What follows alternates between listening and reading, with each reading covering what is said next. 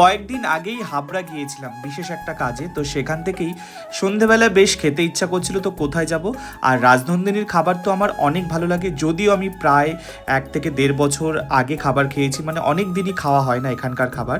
আগে প্রচুর খাওয়া হতো, কলেজ লাইফ এবং অন্যান্য যে কোনো কাজেই যেতাম না কেন, রাজনন্দিনীর খাবার আমার তো খেতে। এখন একদমই সন্ধেবেলা খুব একটা ভারী খাবার ইচ্ছে নেই, এজন্য স্ন্যাক্স আইটেম হিসাবে নিয়ে নিয়েছিলাম fish finger. 1 plate fish finger, সাথে মিউনিস, আরও অনেক চাটনি ছিল, স্যালাড ছিল। সত্যি বলতে হাবড়ার রাজনন্দিনীর খাবারগুলো আমার খুব ভালো লাগে আর ভালো লাগতো।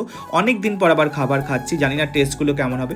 সত্যি বলতে টেস্টটা অনেকটাই কমে গেছে, আগে খাবারের টেস্টগুলো যেমন ছিল এখন অনেকটাই কমে গেছে। এখানকার ফিশ ফিঙ্গার বা ফিশ ফ্রাই এগুলো আমার খুব ফেভারিট ছিল, কিন্তু এখন দেখছি কোয়ালিটি অনেকটাই খারাপ হয়ে গেছে। মোটামুটি অ্যাভারেজ খেতে ছিল, আর মাছটাও খুব একটা ফ্রেশ ছিল বলে আমার মনে হয় না। যাই হোক, খাবারটা দুজনে খেয়েছিলাম, মোটামুটি খাবারটা ছিল। এরপর একটা কোক অর্ডার করে নিয়েছিলাম। রাজনন্দিনীর সবচেয়ে ফেভারিট আমার হচ্ছে হাক্কা নুডলস, সেটা অর্ডার করে নিয়েছিলাম। সেটা কেমন খেতে হয় তোমাদের সাথে শেয়ার। তোমাদের কি বলবো, এই নুডলসটা খাওয়ার পর সত্যি বলতে আমার একদমই ভালো লাগেনি, মানে এতটা খারাপ হবে আশা করিনি। হয়তো আজকের খাবারগুলো আমাদের ভালো লাগেনি, কিন্তু রাজনন্দিনীর খাবার বরাবরই আমার ভালো লাগে। জানি না নেক্সট দিন হয়তো আবার একদিন খাওয়ার। আজকের ভিডিও এই পর্যন্তই। টাটা, সবাই ভালো থেকো। আমার ভিডিওগুলো কেমন লাগে অবশ্যই জানিও।